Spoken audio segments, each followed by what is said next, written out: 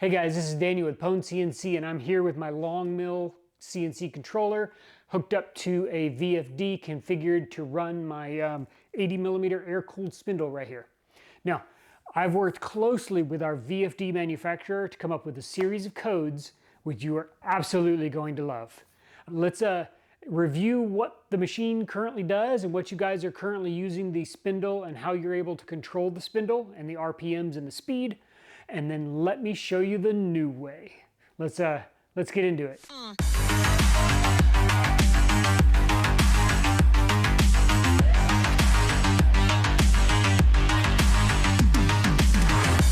Here I am on the G-Sender software. If I go down to the console where I can enter in commands, I'm going to type in M3S6000.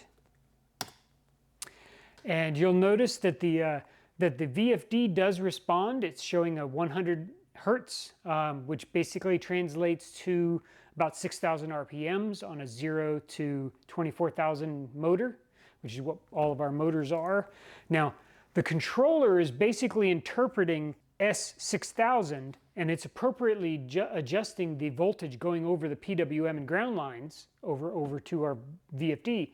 However, it's not able to interpret the M3 command. M3 basically saying, hey, run the spindle forward. That's not a problem with our new commands. However, right now, in order to get that spindle to move, we're going to have to hit the run key so that this changes from blinking to solid, and then our RPMs are on display correctly. Now, if I hit stop, the spindle will stop. However, it's still registering that 100 hertz, which is exactly what the G-Sender is sending. If I change that to M3S12000, it will change to 200 hertz, half of 24,000. But again, nothing happens until I hit that start button. Even though this is running now, I've hit the run button. If I hit M5, it will bring the RPMs down to 0. However, you notice it is not blinking, meaning that it is still in run mode and technically not safe to approach with your wrenches. However, if you hit stop, you can go over and change your bits as needed. When you come back, hit run again, and then hit play on your software, and it will interpret the commands, the spindle speed commands.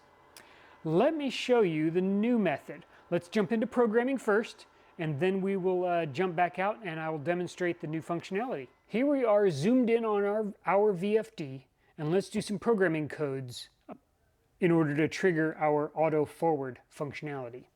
We're going to hit mode, and we're going to use this up, down, double arrows, and the enter keys to change our values. And the first value we're going to want to go change is P0.0.03. Hit enter.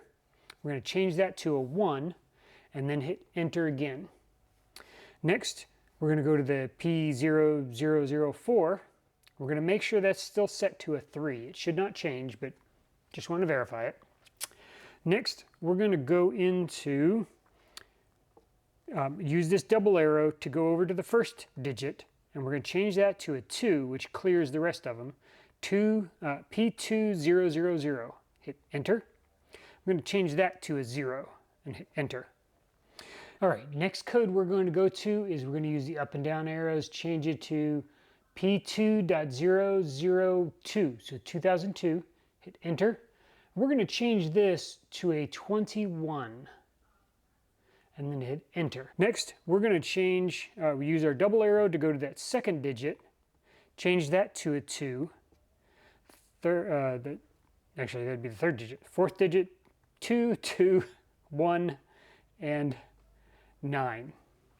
So P2219, hit enter.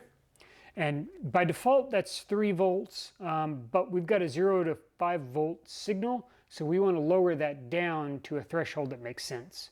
And in our case, we're going to change that to 01.00, so 1 volt. And you can see the V line right there indicating what that is.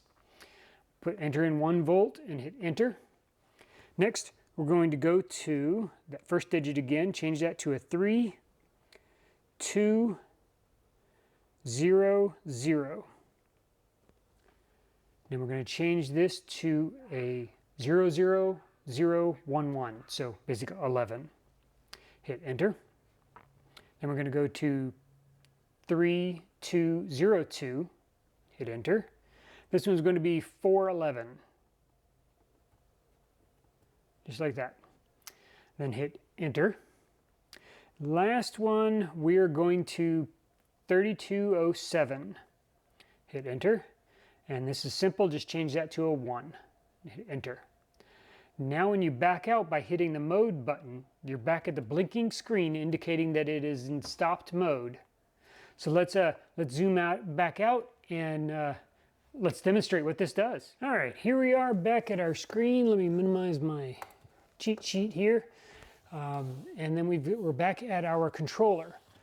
So we are now ready to control the spindle automatically. So without touching anything on the VFD, you'll notice it's still in blinking mode there. I'm going to come down here to the console. We're going to type in M3S6000. Now you'll notice that I do have my IoT power strip unplugged because at about 5,500 RPMs it triggers the shop vac and I don't want to have to deal with that noise. So for now we're just going to leave that unplugged and I've got M3S6000. Hit enter. You'll notice it automatically went from blinking mode to solid, which means it automatically hit the run button, and our spindle is now spinning at about 6360 RPMs. I can change that to, let's say you come across some section of the code that changes it to speed 10,000, enter, automatically speeds up to the commanded speed. Hit M5. It will drop down and automatically go to blinking mode when the spindle is stopped. So it is now in stopped mode and safe to go up with your wrenches. I don't know about you, but that is some of the coolest features I've come across recently. I'm very excited to get this rolling out so that everybody can have a fully automatic spindle kit that's automatic RPMs as well as automatic forward trigger, which means forward functionality. No more hitting the run and stop buttons. It automatically triggers off from that voltage, and that voltage, of course, being set, the lower threshold being set to 1 volt. If you have any comments, suggestions, or questions, leave them down below or reach out to us at support@PwnCNC.com, and we're happy to help. I've got an entire team helping me out now. Actually, not just now, for a while now. Don't forget, don't just own your CNC, dominate it.